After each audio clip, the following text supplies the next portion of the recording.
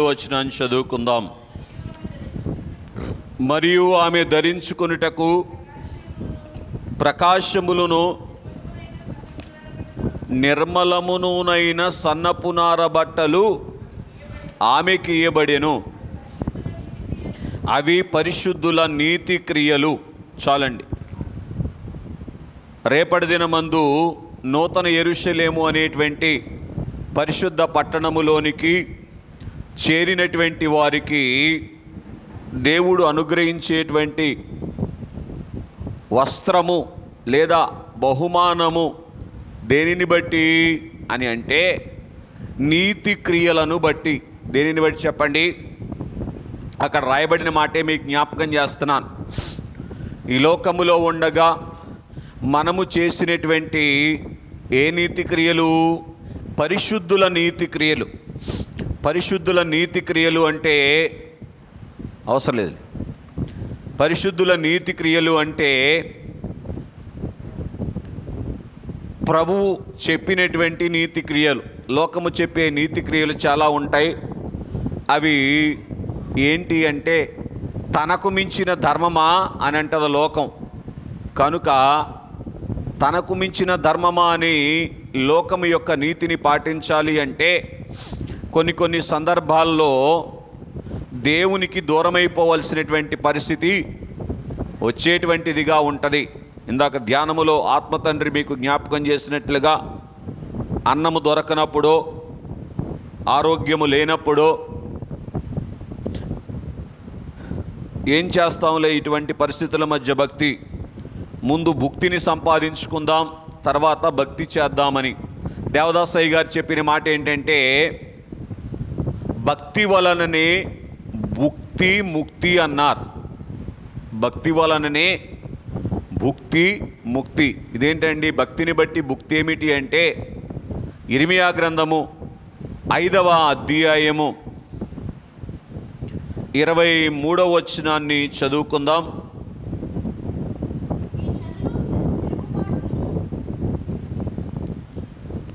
ఒకసారి ఉండమ్మా.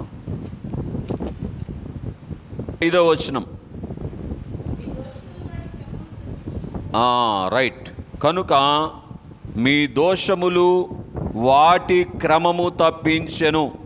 24వ వచనం నుంచి మీరు చదివితే, వారు రండి మన దేవుడైన యెహోవా యందు భయభక్తులు కలిగిందుము. ఆయనే తొలకరి వర్షమును కడవరి వర్షమును దాని కాలమందు కురిపించువాడు. నిర్ణయింపబడిన కోతకాలపు వారములను ఆయన మనకు రప్పించునని తన మనస్సులో అనుకొనరు. ఇది అనుకోవలసింది అనుకోక మనుషులు ఏం చేశారంటే క్రమము తప్పారు గనుక కాలము క్రమము తప్పుతూ ఉంది. బాగా వినండి. కాలము క్రమము తప్పితే అకాల వర్షాలు వచ్చినా, అసలే వర్షాలు రాకపోయినా భుక్తి దొరుకుద్దా? అదనమాట. భక్తిలోనే భుక్తి ఉంది, ముక్తి ఉంది అన్నారు. కనుక మానవుడు దేవునికి ఎంత దగ్గరగా ఉంటే దేవుడు మానవులకు కొరకు కలుగ చేసినటువంటి సదుపాయాలు మానవులకి అంత ఉపయోగపడతాయి. మానవుడు దేవునికి ఎంత దూరమైతే దేవుడు కలుగజేసినటువంటి సదుపాయాలు కూడా అంత దూరమైపోతాయి. దీనికి చాలా సాక్ష్యాలు ఉన్నాయి బైబిల్లో నుంచి. కాబట్టి స్నేహితులరా, ఈ లోకము యొక్క నీతి క్రియలలో నుంచి దేవుడు చెప్పినటువంటి నీతి క్రియలను అనుసరించేటువంటి వరుసలోనికి రావలసిన వారముగా ఉన్నాం. సరే, ఎందుకు ఈ వచనాన్ని జ్ఞాపకం చేశాను అంటే దేవుడి ఇవ్వదలంచుకునేటువంటి దేవుని సరసన కూర్చుండేటువంటి అలంకారము అందుకొనుట కొరకు, పరిశుద్ధుల నీతి క్రియలు ఈ లోకములో జరిగించుట కొరకు ఏం చెయ్యాలి అని అంటే పరిశుద్ధాత్మ చేత నింపబడితేనే మనం చేయగలుగుతాం.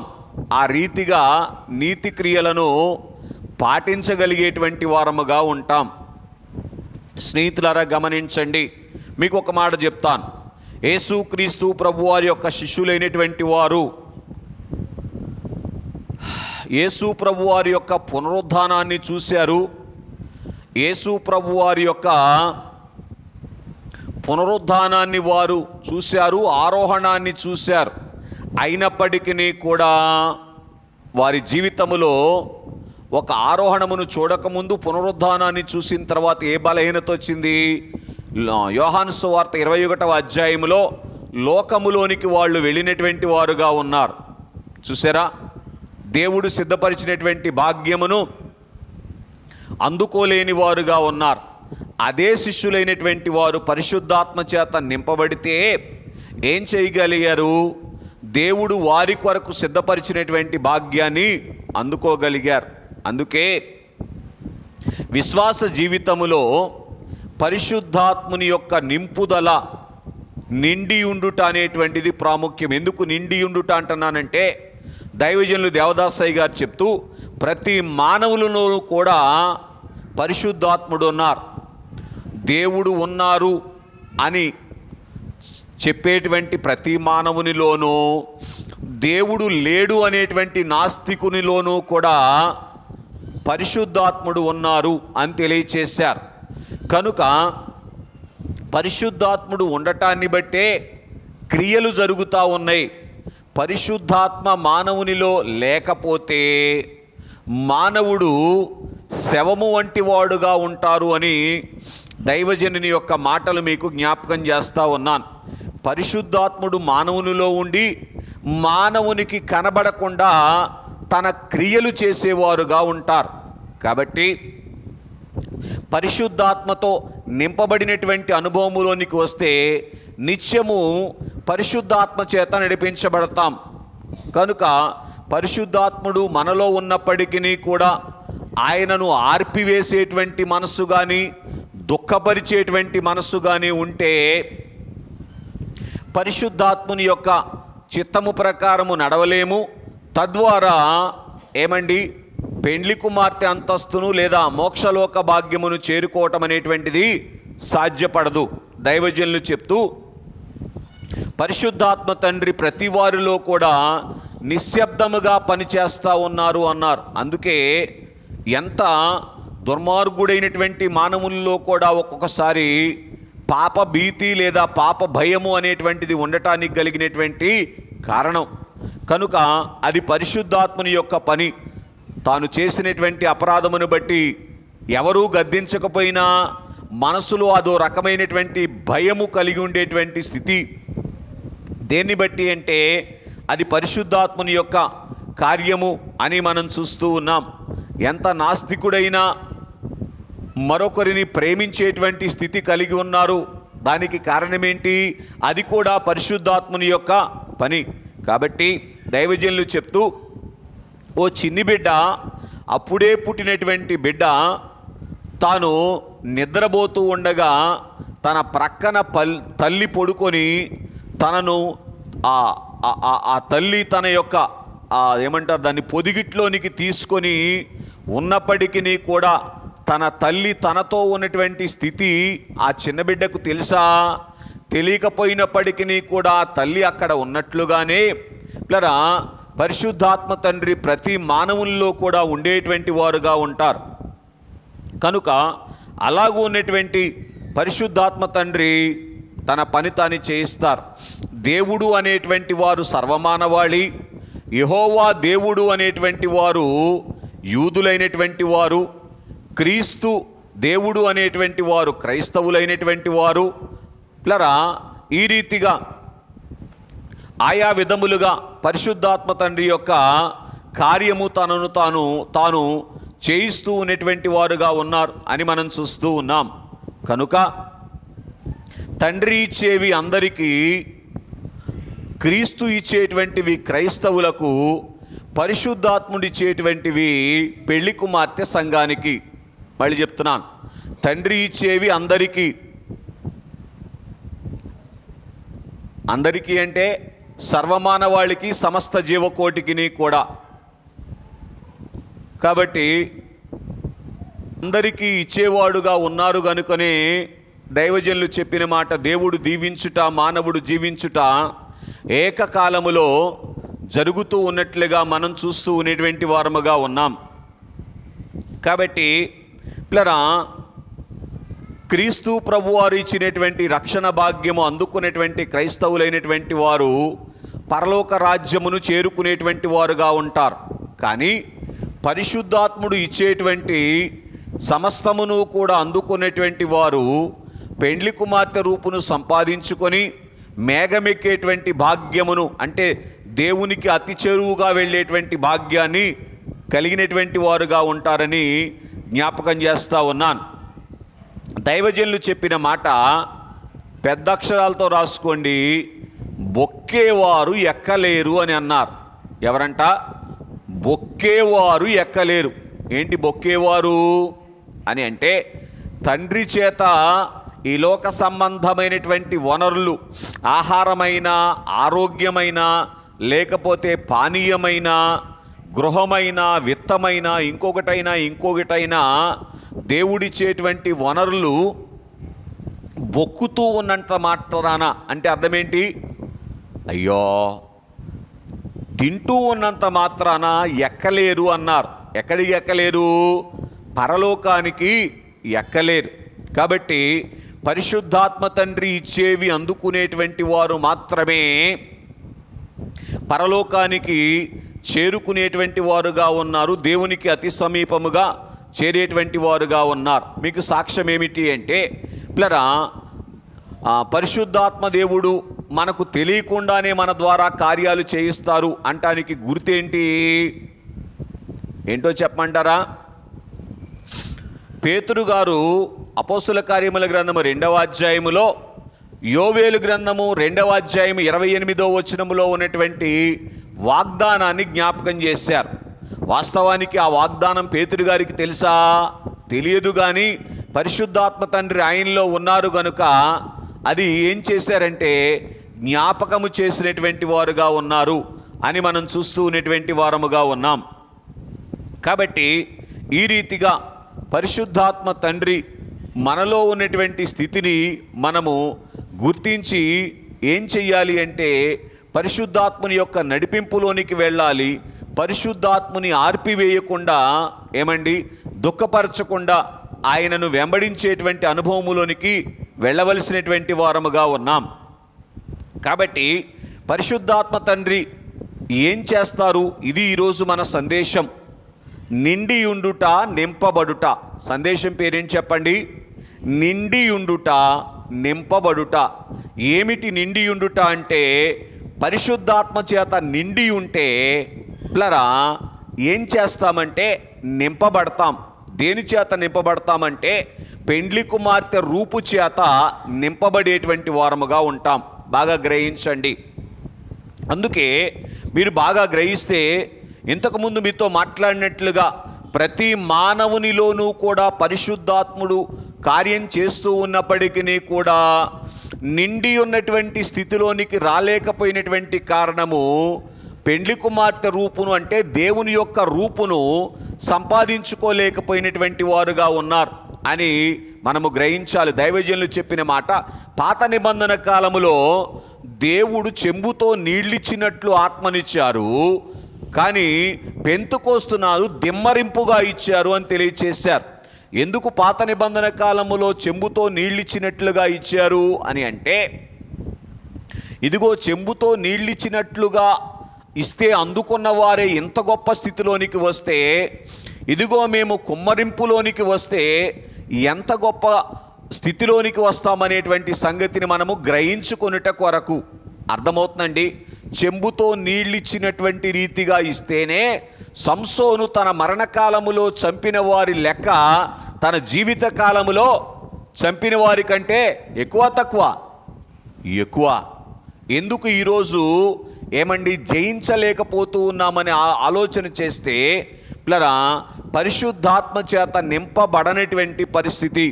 కనుకనే విశ్వాస జీవితంలో తప్పక నిండి ఉండవలసింది పరిశుద్ధాత్ముని చేత నింపబడి ఉండాలి. నిండి ఉండటానికి కలిగి ఉండటానికి తేడా ఏంటో తెలుసా? నిండి ఉంటే పరిపూర్ణముగా ఏం జరుగుద్ది? ఆయన ఇష్టమే మన ద్వారా జరిగిపోతూ ఉంటుంది. కలిగి ఉన్నటువంటి వారముగా మాత్రమే ఉంటే ఒక్కొక్కసారి మన ఇష్టం జరుగుతుంది, ఒక్కొక్కసారి మనలో అపవాది ఇష్టం జరుగుతుంది, ఒక్కొక్కసారి దేవుని ఇష్టము జరుగుతుంది.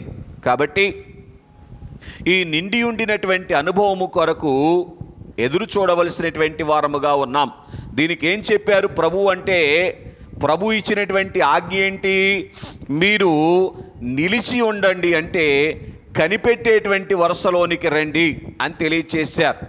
ఎలాగున పరిశుద్ధాత్ముడు వారిలోనికి దిగి వచ్చారు అంటే, అపోస్తుల కార్యముల గ్రంథము 1వ అధ్యాయములో ఆ మాట వ్రాయబడి ఉంటుంది.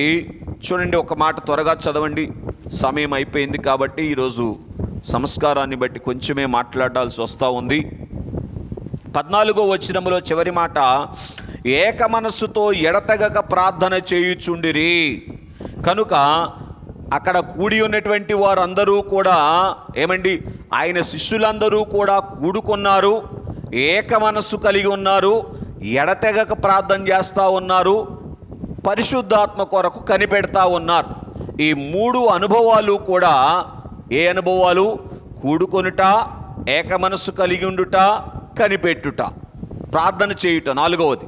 కనుక ఈ 4 అనుభవాలు కలిగినటువంటి వారి మీదకి పరిశుద్ధాత్మ తండ్రిని కుమ్మరించారు. అందుకే ప్రభు చెప్పినటువంటి మాట, బాప్తిస్మిచ్చి యోహాను గారు మాట్లాడుతూ, మత్తయి సువార్త 3వ అధ్యాయం 11వ వచనములో, నా వెనుక వస్తున్నటువంటి వాడు నాకంటే శక్తిమంతుడు, ఆయన మీకు పరిశుద్ధాత్మలోను అగ్నిలోను బాప్తిస్మం ఇచ్చును.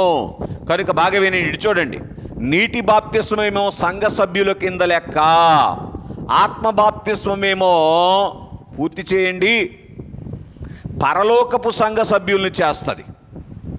నీటి బాప్తిస్మమేమో భూలోక సంబంధమైనటువంటి సంఘ సభ్యులుగా చేస్తుంది. పరిశుద్ధాత్మ బాప్తిస్మము ఏం చేస్తుంది అంటే పరలోక సంఘ సభ్యులుగా పెళ్లి కుమార్తె అంతస్తును ధరించుకునేటువంటి భాగ్యము అనుగ్రహిస్తుంది. కనుక ఆత్మ చేత నింపబడినటువంటి వారు ఏమన్నారు? పూర్తి చేయండి. అయ్యో, ప్రభు చెప్పిన మాట చెప్పారు, నా రాజ్యం ఈ లోక సంబంధమైనది కాదు అన్నట్లుగా నా పౌరస్థితి, ఇంకొక అడుగు ముందుకేసి ఏం చెప్పారు? నా పౌరస్థితి పరమందున్నది అని చెప్పారు. దేవునికి మహిమ కలుగునుగాక. ఎందుకు చెప్పగలిగారు? పరలోకములో వారి పౌరస్థితి చూడగలిగారు. కాబట్టి భూలోక సంబంధమైనటువంటి పౌరస్థితిని గూర్చినటువంటి చింతన లేకుండా నిలబడగలిగినటువంటి వారుగా ఉన్నటువంటి వారుగా ఉన్నారు. కనుక స్నేహితులారా గమనించండి, ఈ రీతిగా పరిశుద్ధాత్మ చేత నింపబడితే, పరిశుద్ధాత్మ తండ్రి గారి చేత నిండి ఉండినటువంటి అనుభవములో నిలిచి ఉంటే, నిలిచి ఉంటే అప్పుడు నింపబడతాం. ఎలా నింపబడతాము అని అంటే, దేవుని యొక్క సారూప్యాన్ని సంపూర్ణముగా నింపుకున్నటువంటి అనుభవంలోనికి వస్తాం, మేఘమెక్కేటువంటి భాగ్యాన్ని సంపాదించుకుంటాం. కాబట్టి మొట్టమొదటిగా దైవజనులు చెప్పినటువంటి మాట, అభ్యసించిన వాటిని అభ్యాసములోనికి తీసుకొని వచ్చేవారు పరిశుద్ధాత్మ తండ్రి గారు. అయ్యా, వెనకున్నవారు నాకెళ్ళి చూడండి, తలకాయలు వంగిని అడ్డు ఇటు చూడబాకండి, వాళ్ళు ఏదో నీళ్లు బారబోసుకుంటున్నారు, వాళ్ళ జోలి మీకు ఎందుకు, మీరు చూడండి. కొంచెం అభ్యసించినటువంటి వారు అభ్యాసములోనికి తెచ్చుకుంటారు అని అన్నారు. ప్రతి ఆదివారం మనం వినే బోధ అయినా, ప్రతి శుక్రవారం, ప్రతి గురువారం మనం వినేటువంటి బోధ అయినా ఏమండి, మన జీవితంలో అభ్యాసములోనికి రావటానికి ఆత్మ నింపుదల ఉంటేనే అభ్యాసములోనికి తెచ్చుకోగలం. లేకపోతే ఏం జరుగుద్దంటే, ఇట్లా చూడండి, మన బోధలు ఎంత కానీ సాక్షాత్తు యేసు ప్రభు వారు ఎన్ని సంవత్సరాలు బోధ చేశారు శిష్యులకి? అమ్మ చెప్పండి. 3.5 సంవత్సరాలు బోధ చేశారు. 3.5 సంవత్సరాల బోధ వారి యొక్క జీవితములో అభ్యాసములోనికి ఎప్పుడు వచ్చింది? ఆత్మ నింపబడినప్పుడు అభ్యాసంలోనికి వచ్చింది. ప్రభు ఏం చెప్పారో అది చేయగలిగారు. అంతకుముందు ఏం చేశారు? ప్రభువును వెంబడించారు, కానీ ప్రభువు చెప్పినట్లుగా చేయలేని స్థితిలోనికి వచ్చారు. బాగా వినండి నన్ను వెంబడిస్తే మీరు వెళ్తారని చెప్పారా? ఈయన మాటలు చెప్పున చేయు ప్రతివాడును బండ మీద తన ఇల్లు కట్టుకున్న బుద్ధిమంతుడవుతాడు అని చెప్పారా? లేదు, ప్రభువా ప్రభువా అని నన్ను పిలుచు ప్రతివాడు పరలోక రాజ్యంలో ప్రవేశిస్తారని చెప్పారా? పరలోకమందు ఉన్నటువంటి నా తండ్రి చిత్తం ప్రకారం చేయువాడు ప్రవేశిస్తారని చెప్పారా? అది తండ్రి చిత్తం ఏంటి? కుమారుడు చెప్పినటువంటి బోధ, వాక్యమైనటువంటి కుమారుడు చెప్పినటువంటి బోధను అభ్యాసములోనికి తెచ్చుకుంటే అప్పుడు ఏం చేస్తాం? అయ్యగారు చెప్పిన మాట వినండి, ఏంటో తెలుసా? అంచెలంచెలుగా నేర్చుకున్న వారు పరలోకములో బెంచీల మీద ఉన్నారు అన్నారు. ఎవరంట? ఓపిక తెచ్చుకుంటారా, వినండి కొంచెం ప్లీజ్. కనుక అంచెలంచెలుగా నేర్చుకున్నవారు పరలోకములో బెంచీల మీద ఉన్నారన్నారు. కనుక ఈ నేర్చుకున్నది అనుభవములోనికి తెచ్చుకోగలిగితే పిల్లరా వారు ఏమి సంపాదించారు చెప్పండి? ప్రకటన గ్రంథము 4వ అధ్యాయములో గత వారం మీకు జ్ఞాపకం చేశాను, కిరీటాలు కలిగి ఉన్నట్లుగా మనం చూస్తూ ఉన్నాం. పిల్లరా గ్రహించండి. కనుక స్నేహితులరా, అభ్యసించినటువంటివి ఎన్నున్నా అభ్యాసంలోకి రాకపోతే ఏమైనా ఉపయోగం ఉంటుందా? ఇటు చూడండి, ఈ పంట వేస్తే ఇన్ని లక్షలు లాభం వస్తుంది అని తెలిసి వింటే సరిపోద్దా? వేస్తే దాని ఫలాన్ని అనుభవిస్తామా? చేస్తే దాని ఫలాన్ని అనుభవిస్తామా?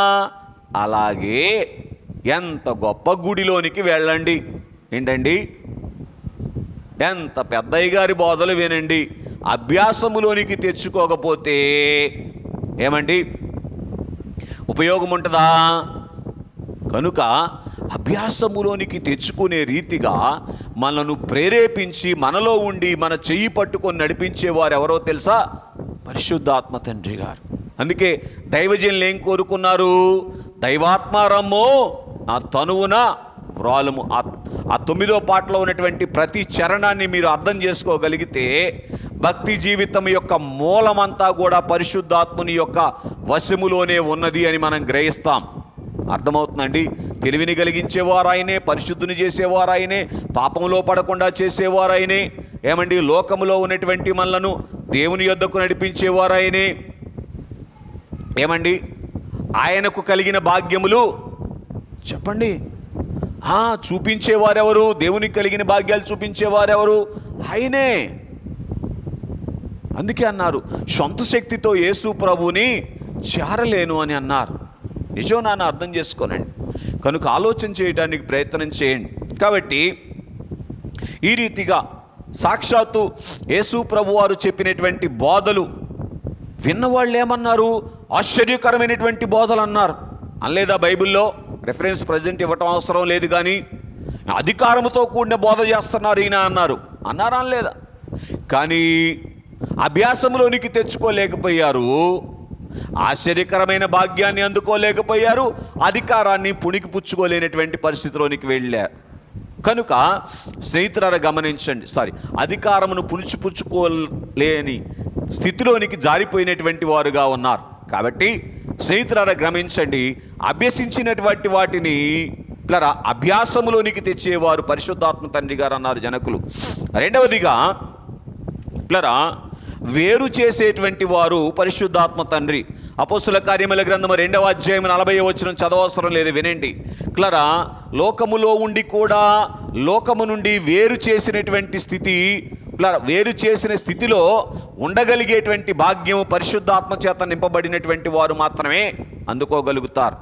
కనుక స్నేహితులారా గమనించండి, ఏమన్నది లోకములో చాలా ఉన్నాయి కదా, మనకిప్పుడు అవసరం లేదు. కనుక సామెతల గ్రంథములో ఉంటుంది, వేశ్య వీధులలో తిరుగుతూ ఉన్నది అని. అర్థమవుతుందండి? దాని నోటి నుండి తేనె గారుతుందంట, పెదాల నుంచి. ఒకడు చూశాడంట, ఆ తేనె కోసం వెళ్ళాడంట, ఏమైపోయిందో తెలుసా? లోతైన గోతులో పడ్డాడంట. ఎగోయి ఏమిటి ఆ వేశ్య? సాతాను. ఏం చెప్పండి? నిజమండి. ఎందుకు దాన్ని వేశ్య అంటున్నాను? మీరు బాగా చూడండి, మత్తయి సువార్త 4వ అధ్యాయంలో సాక్షాత్తు యేసు ప్రభు వారికి ఏం చూపించడానికి ప్రయత్నం చేశాడు వాడు? ఈ లోక రాజ్యాలన్నీ చూడు ఎంత బాగున్నాయో. ఏమండి? లేనిది ఉన్నట్టుగా, భావించేటువంటి ఆ మహిమ లేని దాన్ని మహిమగా చూపించడానికి ప్రయత్నం చేసేటువంటిదే వేశ్య అంటే కదండి. ఇక దాని గురించి పెద్దగా చెప్పాల్సిన అవసరం లేదు కదా. కనుక దేవుని యందు ప్రియ స్నేహితులరా, కాబట్టి వేరై ఉండేటువంటి స్థితిలోనికి రావలసినటువంటి వారముగా ఉన్నాం ప్లరా. మరి ఒకటిగా మనం చూస్తే ప్లరా, అపోస్తుల కార్యముల గ్రంథము 2వ అధ్యాయము 42వ వచనం. దీనికన్నా ముందు ఒక మాట చెప్తాను. ఆత్మతండ్రి యొక్క ఫలములు వెలుగు, సంతోషము, అలాగే కీడు అంటే లెక్కలేనితనము, భాషావరము, ఈ మూడు కూడా పరిశుద్ధాత్ముడిచ్చేటువంటి వరాలు. ఈ మూడు భాగ్యాలు కూడా కలిగినటువంటి వారుగా ఉన్నవారే పెళ్లి కుమార్తె అంతస్తులో నిలబడగలుగుతారు. ఏంటది? వెలుగు, సంతోషం. అంటే ఎప్పుడూ కూడా వెలిగించబడినటువంటి స్థితే. దేన్ని బట్టి కూడా వాడిపోయినటువంటి స్థితిలో ఉండేటువంటి పరిస్థితి పెళ్లి కుమార్తెది కాదు. అలాగే కీడును లెక్కలేనితనముగా చూడటం అనేటువంటిది పెళ్లి కుమార్తె యొక్క రూపు. ఎప్పుడు కీడును లెక్కలేనితనంగా చూస్తారు? పరిశుద్ధాత్ముని వశములో ఉంటే ఆ కీడు చాటున ప్రభువు దాచినటువంటి మేలు చూస్తారు. కనుక చులకనైన శ్రమలకు మనం ఎందుకు భయపడాలి అని అంటారు. అందుకే పౌలు గారు ఏమన్నారు చెప్పండి? మనము శ్రమలు అనుభవించుటకు, అందరు చెప్పట్లేదు, కొంతమందినా, మనము శ్రమలు అనుభవించుటకు నియమింపబడిన వారం అన్నారు. ఎందుకు మనం శ్రమలు అనుభవించడానికి నియమించబడ్డాం? మనము మహిమ పొందటానికి నియమించబడ్డాం కనుక శ్రమలు అనుభవించడానికి నియమించబడ్డాం. శ్రమ లేనిదే మహిమ ఎక్కడి నుంచి వస్తుంది? మర్యాదముగా నెవడించును మహిమ అన్నారు.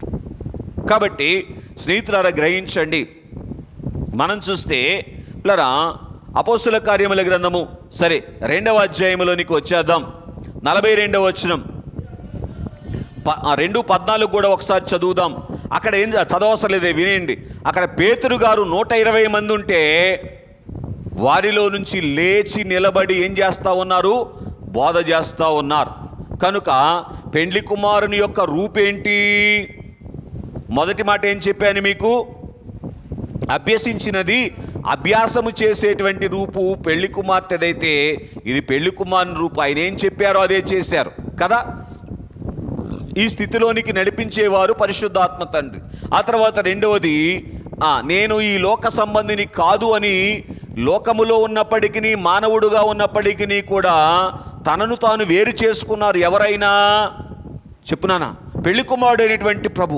పెళ్లి కుమార్తె కూడా దానిని అభ్యాసములోనికి తెచ్చుకోవాలి అని అంటే పరిశుద్ధాత్మ చేత నింపబడినటువంటి వారుగా ఉండాలి అని విన్నారు. మూడవ సంగతి ప్లరా, దేవుడు చెప్పినటువంటి సంగతులను బోధించేటువంటి ప్లరా రూపు ఎవరిది అంటే పెళ్లి కుమారుడిది. కనుక పరలోక రాజ్య మర్మములు ఎరుగుట మీకు అనుగ్రహించబడినది అని ఆయన ఉన్న ప్రతి స్థలములో బోధ చేశారు పెళ్లి కుమారుడు అయినటువంటి ప్రభు. పెళ్లి కుమార్తె కూడా ఎక్కడ ఏం చేయాలి? బోధలో ఉండగలగాలి. బోధలో ఉండాలి అంటే ఏం చేయాలి చెప్పండి? ఆత్మచేత నింపబడితే ఏమండి, దేవుని సంగతులను బోధించేటువంటి అనుభవంలోనికి వెళతాం. మేపులోనే రూపు ఉంటుంది అన్నారు తండ్రి గారు. కనుక లోకం యొక్క రూపును పరలోక రూపుగా మార్చాలి అని అంటే సంఘమంతా ఎక్కడికి రావాలి? బోధించే వరుసలోనికి రావాలి. ఏదేదో బోధలు ఉన్నాయి, వాటి గురించి నేను మాట్లాడను. ఏదేదో బోధలు అంటే ఈ చెయ్యా నీకు ఇంత కలిసి వస్తుంది, ఈ బోధ జోలి మనకు అనవసరం. కనుక దేవుని యందు ప్రియ స్నేహితులారా గమనించండి, ఆలోచన చేయడానికి ప్రయత్నం చేయండి. మరి ఒకటిగా మనం చూస్తే అపోస్తుల కార్యముల గ్రంథము 2వ అధ్యాయము 42వ వచనాన్ని మీరు చదువుకోండి. తర్వాత వారంట బోధ యందు, సహవాసమందు, రొట్టె విరుచుట యందు, ప్రార్థన యందు ఎడతెగక ఉన్నారు. బాగా వినండి, ఈ 4 అనుభవాలు. ఒకటి బోధ, అంటే బోధ వినటములో, బోధ చెప్పటములో, బోధ ప్రకారం నడవటములో ఎలాగున్నారు? ఎడతెగక ఉన్నారు. రెండవది సహవాసమందు.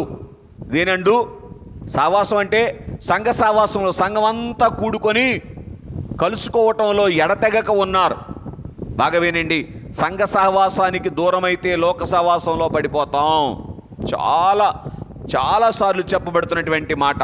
సహవాసంలో ఉండాలంటే కూడా దేంట్లో ఉండాలి? పరిశుద్ధాత్మని యొక్క వశములో ఉండాలి. పరిశుద్ధాత్మ చేత నింపబడితేనే సహవాసంలో నిలబడగలుగుతాం. అర్థమవుతుందండి? ఏంటోనండి అయ్యగారండి, బుద్ధి కాలేదు. ఎందుకు ఆ బుద్ధి కాలేదు? ఆత్మ తండ్రి చేత నింపబడినటువంటి పరిస్థితి. ఏం పర్వాలేదు, ఉంచు. కాబట్టి స్నేహితులారా గమనించండి, ఆలోచన చేయడానికి ప్రయత్నం చేయండి. ఎంత గొప్ప స్థితిలోనికి మనల్ని తీసుకొని వెళ్ళటానికి దేవుడు ప్రయాసపడతా ఉన్నారు. ఈ ప్రయాసలో భాగముగానే ఆయన ఏం చేశారు చెప్పండి? తండ్రి ఏమో కుమారుని పంపించి రక్షణ భాగ్యం ఇచ్చారు. కుమారుడేమో నేను మిమ్మల్ని అనాథలుగా విడవను. పరిశుద్ధాత్మ తండ్రిని కలిగి ఉండకపోతే ఏ స్థితి అంట? అనాథ అయిపోతామంట. చదవండి యోహాను రాసిన సువార్త 14వ అధ్యాయము, బహుశా 14వ వచనమా తీసిన వార్త కొంచెం త్వరగా సాయం చేయండి. యోహాను సువార్త 14వ అధ్యాయము ఎడం చేతి పక్క పేజీలో, ఎడం చేతి పక్క పేరాలో పైన ఉంటుందండి. ఒకసారి ఉండండి అమ్మా. Right, very good. చదవండి. మిమ్మును అనాథనులుగా విడవను. చాలు. కాబట్టి పిల్లరా గమనించండి, అనాథలుగా విడవను అనే మాట ముందు ఏమని రాయబడింది? 16వ వచనములో ఆదరణకర్తను మీకు అనుగ్రహిస్తాను. అర్థమవుతుందండి? కాబట్టి ఆదరణకర్త అయినటువంటి పరిశుద్ధాత్మని పిల్లరా కలిగినటువంటి వారు పిల్లరా అనాథలుగా ఉండరు. ఒకానొక రోజు ప్రభు వచ్చినప్పుడు దేవుని యొద్దకు చేర్చబడతారు. సరే, సంగతి ఏమిటి అంటే పిల్లరా సహవాసం, పిల్లరా సంఘ కూడిక ఒక చోట జరుగుతూ ఉంది. అది గృహ కూడిక అయినా, అది మందిరంలో అయినా సరే జరుగుతూ ఉంది అంటే, అక్కడ నేను లేను అంటే తప్పకుండా ఏదో ఒక దేవునికి వ్యతిరేకమైనటువంటి సహవాసములో ఉండే ప్రమాదం ఉండి తీరతది. అది మీరైనా సరే, నేనైనా సరే, ఏ భేదం లేదు. అర్థమవుతుందండి? కనుక స్నేహితులారా గమనించండి. మరి ఒకటిగా ఏమండి, రొట్టె విరుచుట యందు అంటే ప్రభు శరీర రక్తములు అందుకోవటంలో కూడా ఎలా ఉన్నారంటే వాళ్ళు ఎడతెగక ఉన్నారు. దేవదాసయ్య గారు అన్నారు, ఇచ్చేవారుంటే రోజు పుచ్చుకుంటానన్నారు. చూసారా? కనుక ఎందుకని ప్రభు శరీర రక్తముల్లో తీసుకోవాలి అనేటువంటి ఆశ ఎవరిది అంటే పరిశుద్ధాత్మ తండ్రి అందించేటువంటి ఆశ.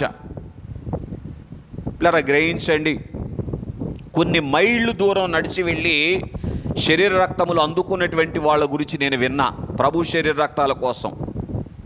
స్నేహితులారా గమనించండి, ఎందుకంటే పరిశుద్ధాత్మ తండ్రి యొక్క నిండి ఉండినటువంటి స్థితి. ఆయన ఏం చెప్పారు? నా శరీరము తిని నా రక్తము త్రాగువాడే నిత్యజీవము గలవారు. కనుక దాని కొరకు ఆశ కలిగించేటువంటి వారు ఏమండి, మనం అనుకూలిస్తే మనం లాక్కొని వెళ్ళేవారు కూడా ఎవరో తెలుసా? పరిశుద్ధాత్మ తండ్రి గారు. ఇక తర్వాత ప్రార్థన. ఏంటి ప్రార్థన అంటే అర్థం ఏంటి? ప్రార్థన చేయువారు బలవంతులు అన్నారు దైవజనులు. నిత్యము ప్రార్థనలో గడపటమే. కనుక ఈ అనుభవంలోనికి ఎప్పుడు వారు రాగలిగారు? ఎవరయ్యుండి? శిష్యులయ్యుండి. ఎప్పుడు రాగలిగారో తెలుసా? ఆత్మచేత నిండి ఉండటాన్ని బట్టి. బాగా గ్రహించండి, there is no time to second coming. మళ్ళీ చెప్తున్నాను, no time to second coming. రెండవ రాకడకు సమయం అస్సలేమీ లేదు. అర్థమవుతుందండి? కాబట్టి అందుకే ఆత్మచేత నిండి ఉంటే ఈ నాలుగిటిని ఏమన్నారో తెలుసా భక్తులు? సత్య సంఘానికి 4 స్తంభాలు అన్నారు. సంఘానికి ఉండవలసిన 4 స్తంభాలు ఏంటి? 1 బోధ, 2 సహవాసము, 3వది రొట్టె విరుచుట, 4వది ప్రార్థన. ఈ 4 స్తంభాలు కలిగిన సంఘము ఎత్తబడే సంఘం అవుతుంది. రైట్? కనుక స్నేహితులారా ఈ అనుభవం దొరికింది. మరి ఒకటిగా మనం చూస్తే అపోస్తుల కార్యముల గ్రంథము 2వ అధ్యాయము 44వ వచనములో సమర్పణ మనం చూస్తాం. కనుక స్నేహితులారా సంఘమంతా కూడా ఎలాగున్నారంట? సమిష్టిగా ఉన్నారు. ఇది చూడండి, సమిష్టిగా ఉండటం అంటే అర్థం ఏంటి? సంఘములో అందరూ నేనున్నట్లు ఉన్నారా? నేనున్నట్టు అంటే అర్థం ఏంటంటే, నేను భోజనం చేశాను కదా ఇప్పుడు, ఈ సమయానికి సంఘస్థులందరూ కూడా భోజనం చేసి ఉంటారా, పాపం వాళ్ళకి తినటానికి దొరుకుంటుందా అనేటువంటి ఆలోచన. అది సమిష్టిగా ఉండటమంటే. నేను కొంచెం ఆరోగ్యంగా ఉన్నాను, నా సంఘంలో ఉన్నటువంటి వాళ్ళందరూ కూడా అలాగే ఉండుంటారా అనేటువంటి చింతన కలిగి వారిని గురించి ఏం చేయటం, ఏం చేయటం, ప్రార్థన చేయటం అంటారు మీరు తేలికైన పనిగా. కానీ స్నేహితులారా గమనించండి, ఆ పరిచర్యలోనికి రావటం. ఏమండి, పరిశుద్ధాత్మ తండ్రి అన్నారు, మీ శత్రువుకు అన్నం పెట్టండి అన్నారు. సంఘంలోనికి వచ్చిన వారికి కూడా అన్ని సదుపాయాలు, మనం అనుభవిస్తున్న సదుపాయాలు వాళ్ళు కూడా అనుభవిస్తున్నారా లేదా అనేటువంటి ఆలోచన కూడా కలిగి ఉండేటువంటి స్థితిలో లేకపోతే పెళ్లి కుమార్తె వరుస ఎట్లా అవుతుంది కదా. కనుక వాడు సమిష్టిగా ఉన్నారు. వాళ్ళకున్నదంతా కూడా దేవుడిచ్చింది కాబట్టి అందరం తల ముద్ద తిందాం. ఏంటది? చూసారా స్నేహితులారా గమనించండి, అదే ప్రభు యొక్క మనస్సు అని మనం చూస్తూ ఉన్నాం. మరి ఒకటిగా మనం చూస్తే పిల్లరా, అపోస్తుల కార్యముల గ్రంథము 2వ అధ్యాయము 46వ వచనములో ఏక మనస్సు అనుగ్రహించినటువంటి వారుగా ఉన్నారని మనం చూస్తూ ఉన్నాం. కనుక ఎంతమంది ఉంటే సంఘములో, ఏమండి, ఒకప్పుడు 6000 మందికి వెళ్ళింది సంఘం. అపోస్తుల కార్యములు 5వ అధ్యాయంలో అనుకుంటాను 6000 మందికి ఒకటే మనస్సు. పిల్లరా, అదే పెళ్లి కుమార్తె యొక్క పిల్లరా రూపు, ఇదే పిల్లరా ప్రభు యొక్క రూపని మనం గ్రహించాలి. అపోస్తుల కార్యములు 5వ అధ్యాయం 41వ వచనములో కీడును ఏమండి లెక్కలేని తనముగా చూసేటువంటి మనస్సు వచ్చింది. ఒకప్పుడు కీడు చూసి పారిపోయిన వాళ్ళు ఏం చేశారు? కీడును బట్టి సంతోషించినటువంటి వారుగా ఉన్న లెక్కలేనితనంగా చూశారు. అలాగే అపోస్తుల కార్యముల గ్రంథము 4వ అధ్యాయం 19వ వచనములో ప్రేమ కలిగిన వారుగా ఉన్నారు. పౌలు గారు అంటారు, ప్రేమ కలిగి ఉండుటకు ప్రయాసపడండి. ఏమి కలిగి ఉండుటకు? ప్రేమ కలిగి ఉండుటకు ప్రయాసపడండి. ఎందుకని? ప్రేమ ఎవరి లక్షణం? పెళ్లి కుమారుడైనటువంటి ప్రభు లక్షణం. కనుక స్నేహితులారా గమనించండి, ఎంత ప్రేమ చూపించారంటే వాళ్ళని హింసిస్తున్నటువంటి వారితో అంటున్నారు, అయిలారా చెప్పండి, మీరే ధర్మం చెప్పండి, దేవుని మాట వింటాం న్యాయమా, మీ మాట వింటాం న్యాయమా? చూసారా ఎంత ప్రేమతో మాట్లాడుతున్నారో. ఏ గోత్రం కాదు ఇది, ఏ గోత్రం కాదండి, చిటపట్ల గోత్రం అని ఉంటుంది తెలుసా మీకు? మాట్లాడితే ఉప్పు మీద ఉప్పేసినట్టే ఉంటుంది. ఇక అట్లేదు, అక్కడ అర్థమవుతుందండి ఎంత ప్రేమతో మాట్లాడుతూ ఉన్నారు. స్నేహితులారా గమనించండి, పరిశుద్ధాత్మ చేత నింపబడితే ప్రేమ పూర్ణులమవుతాం, ప్రేమను లోకానికి అందిస్తాం. అదే పెళ్లి కుమార్తెలు. కనుక మరి ఒకటిగా మనం చూస్తే అపోస్తుల కార్యముల గ్రంథం 6వ అధ్యాయం 3వ వచనములో పూర్తి చేయండి, పరిచర్య ఏంటంటే చెప్పండి. సంఘములో పరిచర్యకు ఏం చేశారంట? నియమించబడటానికి ఇష్టపడ్డారంట. కనుక ఇదేమిటి అని మనం ఆలోచన చేస్తే పిల్లరా, పరిశుద్ధాత్మ నిండి ఉన్నటువంటి సంఘము యొక్క స్థితి అని మనం చూస్తూ ఉన్నాం. మరి ఒకటిగా మనం చూస్తే పిల్లరా గ్రహించండి, ఇంకొకటిగా అపోస్తుల కార్యముల గ్రంథము 7వ అధ్యాయం 60వ వచనం క్షమాపణ ఏంటంట? స్టెఫను ఎవరిని క్షమించాడు చెప్పండి? రాళ్ళు రువ్వి చంపిన వారిని క్షమించాడు. తండ్రి, వీరేమి చేయుచున్నారో వీరెరుగరు గనక వీరిని క్షమించండి అని ప్రభువు చెప్పినటువంటి పెళ్లి కుమారుడు మాటను ఎవరు మాట్లాడుతున్నారండి? అయ్యో స్టెఫను గారు అంటున్నారు, అయ్యా ఈ నేరం వీరి మీద మోపమోకనైనా. ఇదే క్షమాపణ. ఇది ఎవరి రూపు? పెళ్లి కుమారుని యొక్క రూపు కలిగినటువంటి పెళ్లి కుమార్తె భాగ్యములోనికి నడిపించేటువంటి వారు ఎవరంట? ఆత్మపూర్ణుడైనటువంటి పరిశుద్ధాత్మ తండ్రి గారు అని మనం చూస్తూ ఉన్నటువంటి వారముగా ఉన్నాం. ఇక 11వదిగా కొరింథీయులకు రాసినటువంటి 2వ పత్రిక 4వ అధ్యాయం 17వ వచనములో శ్రమలను చులకనగా చూసినటువంటి వారుగా ఉన్నారని చూస్తున్నాం. అలాగే చివరిగా కొరింథీయులకు రాసిన మొదటి పత్రిక 11వ అధ్యాయము 1వ వచనములో క్రీస్తు పోలికను కలిగినటువంటి వారుగా ఉన్నారు, ఆత్మచేత నింపబడినటువంటి వారు. ఏ పోలికండి? అందుకే పౌలు గారు ఏమన్నారో తెలుసా? క్రీస్తు సారూప్యము మీ అందు ఏర్పడు పర్యంతము మరలా నాకు ప్రసవ వేదన కలుగుచున్నది అని తెలియచేశారు. దేని కొరకంట ప్రసవ వేదన?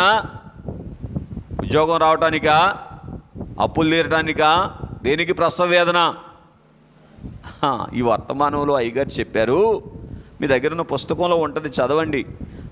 ఏ పుస్తకం అంటే పరిశుద్ధాత్మ అభిషేక అభ్యాసం అనే పుస్తకంలో 3 ఆఫీసులు అని చెప్పి ఒక ప్రసంగంలో అయ్యగారు చెప్పారు. కష్టమైన మాట కానీ చెప్పాలి. చెప్పమంటారా? అంటే చెప్తే కానీ ఆమెనండ వెళ్ళిపోవాలి ఇంటికనా? ఏమన్నారో తెలుసా? కష్టాల కొరకు, రోగాల కొరకు ప్రార్థించేటువంటి వారిది పెళ్లి కుమార్తె అంతస్తు కాదు అన్నారు. అర్థమవుతుందా? నీ కష్టం తీసేయ్యా, ఈ రోగం తీసేయ్యా అని కాదు. పెళ్లి కుమార్తె ప్రార్థన ఏంటి? ఈ కష్టములోను, ఈ రోగములోను, ఈ కరువులోను పూర్తి చేయండి. నువ్వు నన్ను ఎట్లా ఉండాలనుకుంటావు అట్లా ఉండేటట్టు చెయ్యయ్యా. ఇది పెళ్లి కుమార్తె ప్రార్థన. ఏమో ఇదంతా ఏంటో.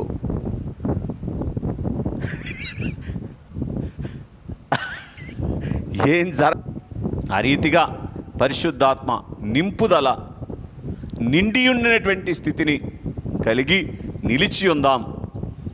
అట్టి ధన్యత దేవుడు మనకు అనుగ్రహించునుగాక.